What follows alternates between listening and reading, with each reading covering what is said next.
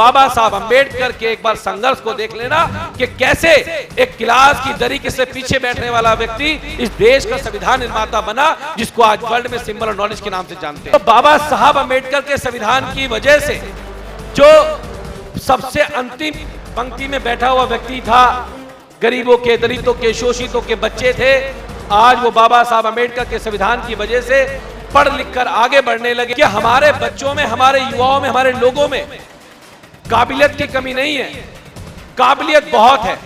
उन्हें मौका मिलना चाहिए कि वो लोग और थे जो वक्त के सांचे में ढल गए, एक भीम राव थे जो वक्त का सांचा बदल गए।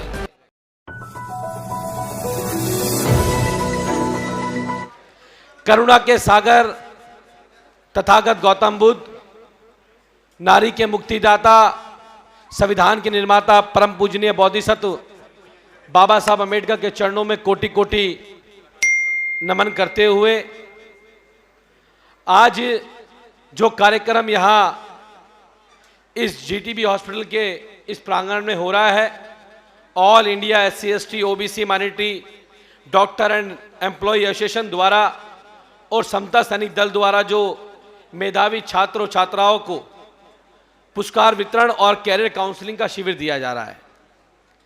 तो मैं सबसे पहले तो उन सभी को जिन्हें आज यहाँ पे पुरस्कार मिले, मैं उनको बधाई देता हूँ, शुभकामनाएं देता हूँ उनके उज्जवल भविष्य के लिए, क्योंकि बाबा साहब अंबेडकर ने कहा था, बाबा साहब अंबेडकर, एक मैं शेर से अपनी बात शुरुआत करूंगा कि वो लोग और थे जो वक्त के सांचे में ढल गए, एक भीम राव थे जो वक्त का सांचा बदल गए।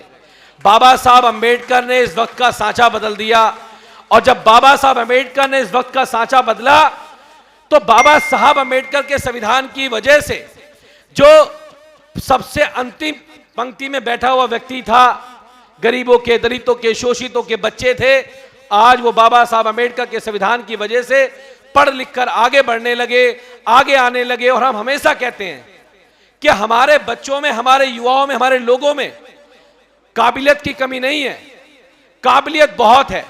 उन्हें मौका मिलना चाहिए, और बाबा साहब अम्बेडकर को जब मौका मिला तो उन्होंने भारत का संविधान लिख दिया, और आज इन जब बच्चों को मौका मिलेगा तो ये भी देश के अंदर अपनी सेवाएं देंगे, देश को आगे बढ़ाने का काम करेंगे। तो जिन बच्चों को आज यह पुरस्कार दिए गए, मैं कहता हूं कि आप लोग एक बात हमेशा याद रखना, बाबा साहब अम्बेडकर कहते थे पे बैक टू सोसाइटी। आप कितने बड़े पद पे चले जाओ, लेकिन अपने समाज के पीछे रह गए बच्चों को, अपने समाज को आगे ले जाने में अपना महत्वपूर्ण योगदान जरूर देना। अगर आप पे बैक टू सोसाइटी करोगे तभी आने वाले और बच्चे आगे बढ़ पाएंगे, और तभी उन्हें मौका मिल पाएगा।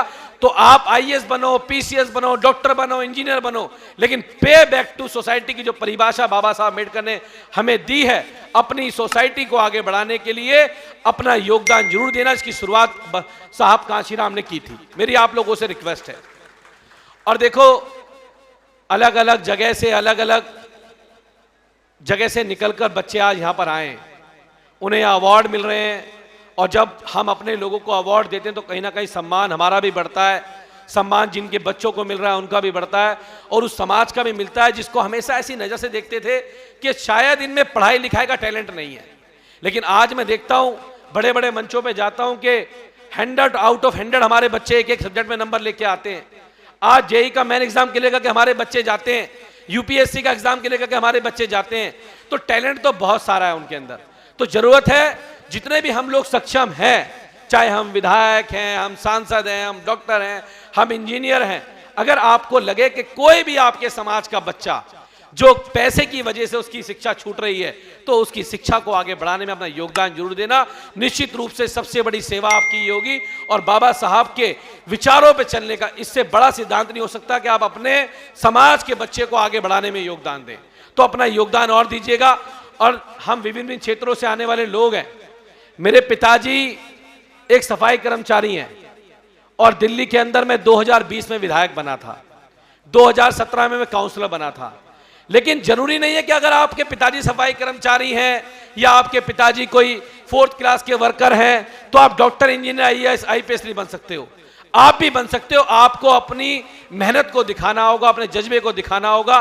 तो कभी भी ये बात फील ना करें। और जब भी आपको ऐसा लगे कि पैसे की वजह से आपकी पढ़ाई छूट रही है, तो बाबा साहब अंबेडकर के एक बार संघर्ष को देख लेना कि कैसे एक क्लास की दरी से पीछे बैठने वाला व्यक्ति इस देश का संविधान निर्माता बना, जिसको आज वर्ल्ड में सिंबल ऑफ नॉलेज के नाम से जानते हैं। इस बात को आपको सीखना पड़ेगा।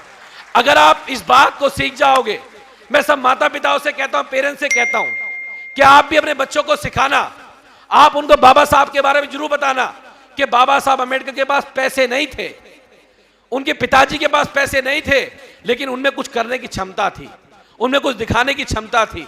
तो पैसा जरूरी नहीं है, आपकी लगन, आपकी मेहनत जरूरी है।